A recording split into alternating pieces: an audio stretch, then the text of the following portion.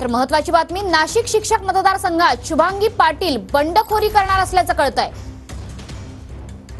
शुभांगी पाटील उद्धव ठाकरे गटाच्या नेत्या आहेत। उद्धव ठाकरे गटातून संदीप गुळवे यांना उमेदवारी देण्यात आली आहे। येत्या 5 तारखेला शुभांगी पाटील या देखील उमेदवारी अर्ज भरणार आहेत।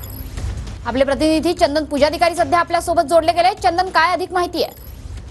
आपल्याला माहिती आहे की पदवीधर निवडणूक जी झाली होती त्या निवडणुकीमध्ये शुभांगी पाटील आणि सत्यजित तांबे यांच्यामध्ये खरं तर 1 to 1 फाईट झाली होती। कडवं आव्हान जे आहे ते शुभांगी पाटील यांनी सत्यजित तांबे यांना दिलं होतं आणि एकूणच शुभांगी पाटील हे नाव जे आहे ते या पदवीधर निवडणुकीच्या निमित्तानं संपूर्ण राज्यभर चर्चेत आलं होतं।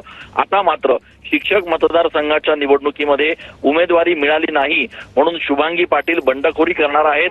ठाकरे गटाकडून संदीप गुळवे यांना उमेदवारी देण्यात येणार आहे आणि त्याच्यामुळे नाराज झालेल्या शुभांगी पाटील या 5 तारखेला आपला उमेदवारी अर्ज दाखल करणार आहेत। मात्र अर्ज दाखल करताना त्या अपक्ष उमेदवारी अर्ज दाखल करणार आहेत। त्याच्यामुळे शुभांगी पाटील या अवघ्या काही दिवसातच ठाकरे गटाकडे बंडखोरी करणार आहेत अशा पद्धतीची बातमी समोर येते आहे। नक्कीच धन्यवाद चंदन दिलेल्या या सविस्तर माहितीबद्दल।